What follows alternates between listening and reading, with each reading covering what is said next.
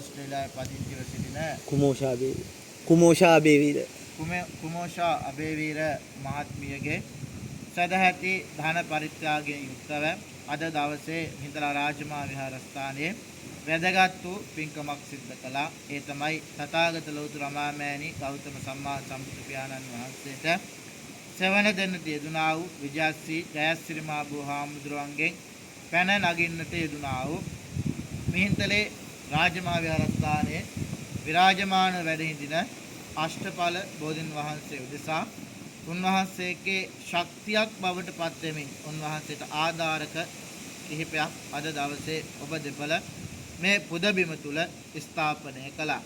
ඔබ කල්පනා කරලා බලන්න ඕනේ ජීවිතේ අපිට මේ ලැබෙන සමහර වෙලාවට අවසාන අවස්ථාව වෙන්නට පුළුවන්. ඇයි එහෙම මතක් කළේ අවසාන අවස්ථාව කියලා සඳහන් කළේ දුර්ලභංච manussත්තං මේ manussත් භාවය කියන එක බොහොම දුර්ලභ කාරණාවක් හැටියට බුදුරජාණන් වහන්සේ දේශනා කළා. කල්පනා කරලා බලනකොට මේ ලෝකේ ගත්තාම සත්ව කුල කොයිතරම් ඉන්නවද නේ? දැන් මේ බෝධින් වහන්සේ නමක් දිරාපත් වෙන්න එක වේයක් ඇතිනේ නේද? එක කූඹි ගුලක් ඇති. එතකොට ඔය එක වේයෝ පිරිසක් එන්න කූඹි ගුලක් හැදෙන්න කොයිතරම් සත්ව කොටාසයක් එතන නිර්මාණය වෙනවද? ඔය වගේ මේ ලෝක ධාතුව තුල අපි කොයිතරම්නම් සත්ව කුලවල උත්පත්ති ලබන්නට ඇත. ඒකයි බුදුහාරෝ දේශනා කරේ දුර්ලභංච manussත්තං. මේ manussත් භාවයේ ලැබීම කියලා කියන්නේ දුර්ලභ කාරණාවක්.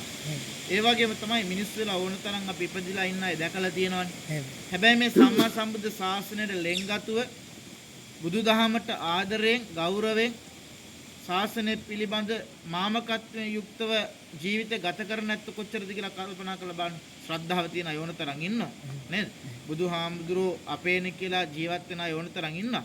හැබැයි තුනුරුවන්ට ගරහන අය කොයි තරම් ඉන්නවද? හැබැයි හදවතින්ම බෞද්ධයෝ නේ. හැබැයි මොකක් හරි දැක්ක ගමන් මොකද කරන්නේ? බයිනවද නැද්ද? බයිනවා. හැබැයි තුනුරුවන් පිළිබඳ ශ්‍රද්ධාවෙන් කටයුතු කරන්න පුළුවන් අය කීයෙන් කී දෙනාද?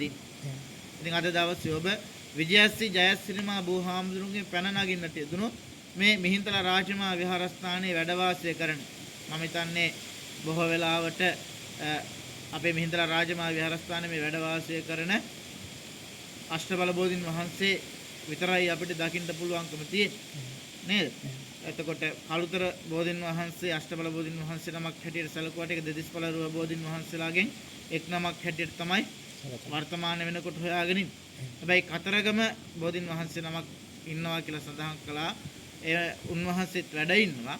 ඒ වුණාට හොඳටම සාක්ෂිත් එක්ක වර්තමානයේ වැඩ ඉන්නේ ජීවමාන වැඩ ඉන්නේ මිහින්තලා රාජමහා විහාරස්ථානයේ මේ වැඩ ඉන්න අෂ්ටවල බෝධින් වහන්සේ. හරි ආශ්චර්යමත් දෙයක් නේ කල්පනා කරලා බලන්න. ආශ්චර්යමත් දෙයක් කියලා මම මතක් කළ වෙන මොකටවත් නෙමෙයි. බුදුහාමුදුරන්ගේ නේත්‍රාංජලිය වලින් විජයශ්‍රී ජයශ්‍රී මහ බුදුහාමුදුරෝ බුද්ධ පූජාවට ලක් වුණා නේ. ඊට පස්සේ මිහිඳු මහරහතන් වහන්සේගේ දවස අනුරාධපුර විජයශ්‍රී ජයශ්‍රී මහ බුදුහාමුදුරෝ රෝපණය කළා දක්ෂිණ ශාඛාව නේ. ඒ වගේම තමයි එදා දවසේ රෝපණය කළාට පස්සේ මිහිඳු මහරහතන් වහන්සේ අර පුංචි බෝධින් වහන්සේගේ පළ 8ක් අරගත්තා. ඒ කියන්නේ අංකුර 8ක් අරගත්තා. ඒ අංකුර 8න් ඊට පස්සේ පැල 32ක් උන්වහන්සේ අරගෙන ලංකාව හැමතැනම සම්මා සම්බුද්ධ ශාසන ප්‍රතිස්ථාපනය කරන්න දෙවනම්පියතිස්ස රජතුමාගේ ආශිර්වාදය මත සදැහැති ඇත්තන්ට වන්දනාමාන කරන්නට රෝපණය කළා. ඉතින් පළවෙනි අංකුරය සෑගිරියේ තැන්පත් කළා. සෑගිරිය කියලා කියන්නේ ඇයි? මේ කන්දේ හැම බලන හැම තැනකම චෛත්‍යරජන් වහන්සේලා තමයි අතීතේ තිබිලා තියෙන්නේ.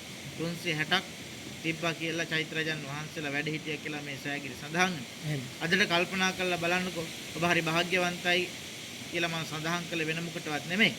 කකුසඳ කොණාගම කාශ්‍යප ගෞතම කියන සිව් මහා බුදු පියාණන් වහන්සේලාගේ සම්මා සම්බුද්ධ ශාසනය මේ කල්පය තුල මේ මහා භද්‍ර කල්පය තුල ප්‍රතිෂ්ඨාපනය කරලා ඒ කාලවල මුලින්ම ආරම්භ වුණේ දඹදිව ඉන්දියාවේ ආරම්භ වුණාseම බුද්ධ ගයාවේ ආරම්භ වුණාseම මේ මිහින්තලාව මූලික කරගෙන තමයි ලංකාද්වීපයේ ආරම්භ වෙලා තියෙන්නේ.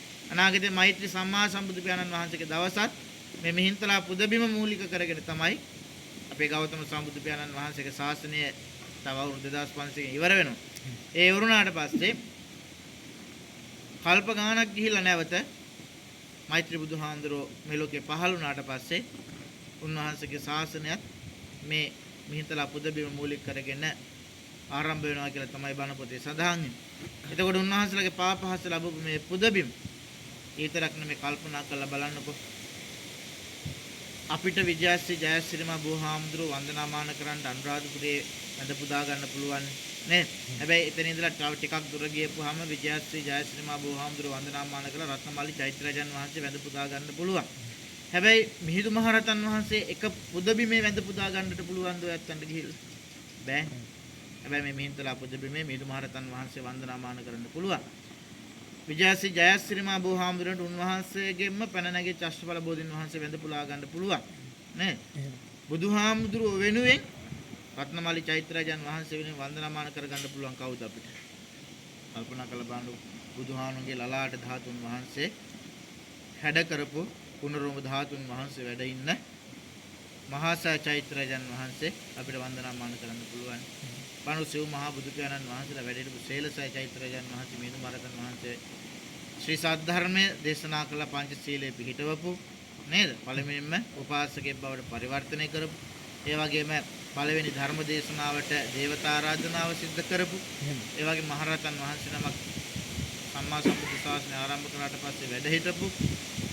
එතකොට මහාන පින්කමක් සිද්ධ කරපු නේද? කිසරැවුල් බාපු. ඒ වගේම කටින පින්කමක් සිද්ධ කරපු, වස් ආරාධනාවක් සිද්ධ කළපු, වස් පවාරණය කරපු නේද? එතකොට ඒ වගේ පුදබිමක් තියෙනවා වෙන කොහෙවත් හම්බ වෙන්නේ නැහැ. අනුරාධපුරේ පුදබිමේවත් එහෙම හම්බ වෙන්නේ නැහැ. ඔයත් හරි භාග්‍යවන්තයි. මෙතනට ඔයත්ොන්ට දකින්න ඇති වන්දනා වෙන ඇත්තෝ බොහොම අඩුයි ටිකක් නේ. හැබැයි උඩමළුවට ශ්‍රී මහා බුදු රුවන්වැලිසෑයට ගියපුවාම අපිට දකින්න ඉන්න ඕන තරම් නේ. හැබැයි හදවත වෙච්ච තිඹිරිගේ වෙච්ච මේ පුදබිමේ ඔයත්න්න මේ වගේ පින්කමක් කරන්න ලැබීම කොයිතරම් භාග්‍යවන්තද කියලා කල්පනා කරලා බලන්න. මේ බොහොම දුර්ලභ කාරණා ටිකක් මම මතක් කළේ. ඒ වගේම බලන්නකෝ අපේ ගෞතම බුදු පියාණන් වහන්සේ ඇතුළු මහා බුදු පියාණන් වහන්සේලා, සිව් මහා බුදු පියාණන් වහන්සේලා වැඩ සිටිය මේ සේලසයි චෛත්‍යරාජානන් වහන්සේ ඔතනින් ගිහිල්ලා බලපුවාම රුවන්වැලි මහා චෛත්‍යරාජානන් වහන්සේ බලපුවාම එක් රේඛාවකට ඔයත්න්ට බලන්න පුළුවන්. හරි ආශ්චර්යමත් දෙයක්.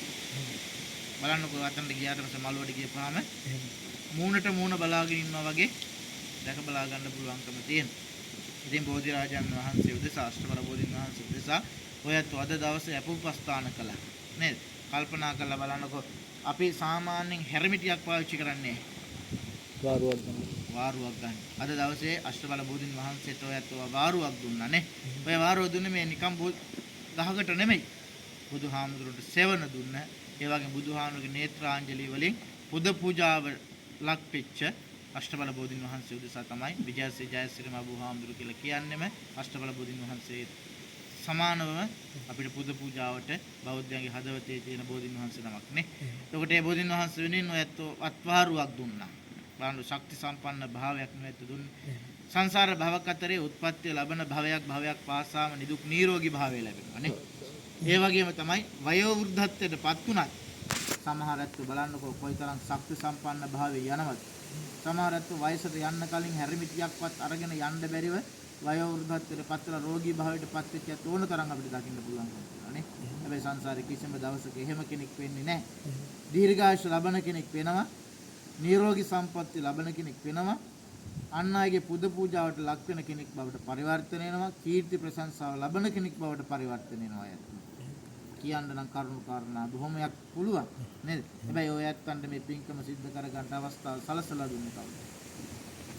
වර්තමාන මිහින්තලා රාජමහා විහාරාධිපති ආචාර්ය අපේ ගුරු දේවෝත්තම වලවැහමුණේ ධම්මරත්න ගෞරවනීය නායක හාමුදුරුවන්ගේ අවසාන ඇතිව පාඨශාලාචාර්ය අපේ සුරුක්කුළුමේ ඉන්දරතන පඬිතු හාමුදුරුවෝ තමයි මේ අවස්ථාව ඔයත්න්ට ලබලා දෙන්නේ නේ. ඉතින් ඔයත් කොයිතරම් භාග්‍යවන්තද පුණ්‍යවන්තද කියලා කල්පනා කරලා බලන්න. විජයශ්‍රී ජයශ්‍රී මහ බුදුහාමුදුරුවෝ ළඟට ගිහිල්ලා සමහර වෙලාවට ඔයත්න්ට මේ කාරණාව සිද්ධ කරගන්න ටිකක් අපහසු වෙන්න පුළුවන් නේද? හැබැයි ඔයත්න්ට පුළුවන්කම තිබුණා මේ අෂ්ටඵල බෝධින් වහන්සේ දිහා ඇවිල්ලා බලලා මනරම් වෙච්ච අලංකාර වෙච්ච ලස්සන අත්වාරුවක් ඔයත්න්ට දෙන්න පුළුවන්කම ලැබුණා. මේ කොයිතරම් භාග්‍යවන්තකමක්ද පුණ්‍යවන්තකමක්ද කියලා බලන්න කල්පනා කරලා. සංසාර භවක අතරේ අපිට පින තරම් වටිනා ධනයක් නැහැ. සල්ලි මිල මුදල් යාන වාහන ගෙවල් දොරල් වතු පිටි මේ සියල්ලක්ම දවසක විනාශ ස්වභාවයට පත් වෙනවා. හැබැයි සංසාරයේ උත්පත්ති ලබන භවයක් පාස්සාම අපේ ජීවිත සුඛිත මුදිත භාවයට පත් වෙන්නේම මොනවා නිසාද? අපි කරන පින්කම් නිසා නෙමෙයි. අද ඔයත් සමහර වෙලාවට යහපත් තැනක වැජබෙනව නම් ඒ තැනට හේතු උනේ පෙර කරන ලද කුසල් නෙමෙයි, පෙර කරන ලද පුණ්‍ය කර්ම නෙමෙයි. ඉතින් අද දවසේ හරි භාග්‍යවන්ත පින්කමක් සිද්ධ කරගත්තා. ජීවිතේ මිනිස්සු වෙච්ච අපිට කරගන්න ලැබෙන දුර්ලභ වෙච්ච පින්කමක් තමයි අද දවසේ යතු කරගත්තේ. ඉතින් මේ කුසලය අනන්තයි අප්‍රමාණයි කියලා නිම කරන්න පුළුවන් කමක් නැත්තේ නෑ. බුදුහාමුදුරන්ට හැරමිටියක් පූජා කළා හා සමානයි අද දවසේ අෂ්ටබල බෝධින් වහන්සේ උදෙසා මේ සිද්ධ කළා වූ පූජාව. ඒ කුසලය එනන්ද මහත්මාණන් ඒ වගේම ඔබට විදේශ රටක ඉඳලා ඕස්ට්‍රේලියාවේ පදිංචි වෙලා ඉන්න කුමෝෂා අබේවීර මහත්මිය ඇතුළු ඒ සියලු දෙනාටම අපි පුණ්‍ය ආනුමෝදනා කරනවා. අද දවසේ මේ සම්මා සම්බුද්ධ ශාසනයේ උන්නතිය වෙනුවෙන් බුදුරජාණන් වහන්සේගේ අෂ්ටබල බෝධින් වහන්සේ වෙනුවෙන් මේ උතුම් අත්වාරුවක් එහෙම නැත්නම් ආධාරකයක් සම්බන්ධ කරලා මේ සිද්ධ කළා වූ පින්කමේ ආශිර්වාද බලයෙන් මෙලොව ජීවිත සාර්ථකත්වයට පත් කරගෙන පරලොව ජීවිත සාර්ථකත්වයට පත් කරගන්නටම ශක්තිය ධෛර්යය ලැබේවා සාදු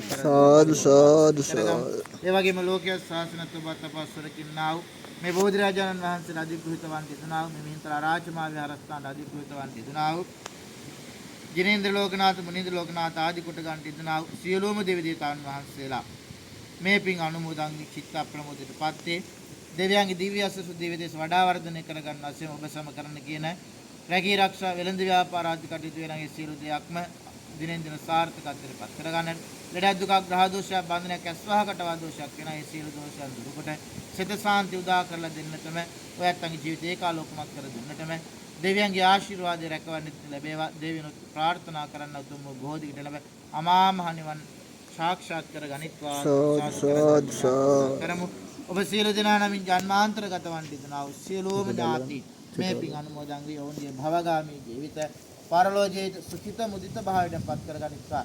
සසර ධනවේ කෙලවර ප්‍රාර්ථනා කරන්නා වූ දිනයක අමා මහ නිවන් දොරටු විවර කර ගනිත්වා. ඔබ සියලු දෙනාට මේ කුසල ශක්තිය 107ක් තුළින් මෙලොව යහපත් සලසාගෙන පරලොව යහපත් සලසාගෙන දෙලොව දිනු දාගෙන අමා මහ නිවනින් සැනසෙන්නටම ශක්තිය ධෛර්යය ලැබේවා.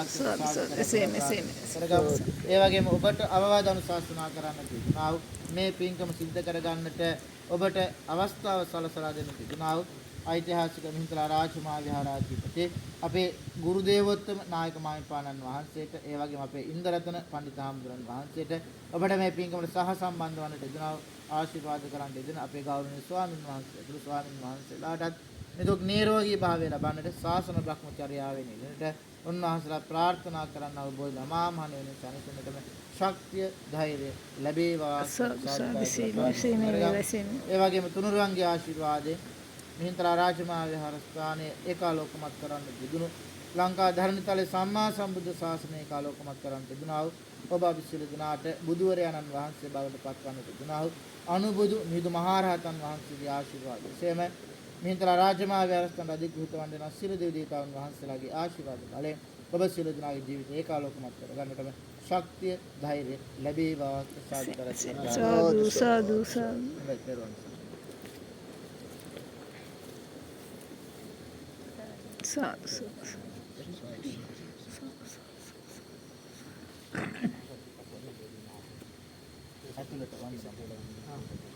අයියේ මේක පෑන් කලේ පෑන්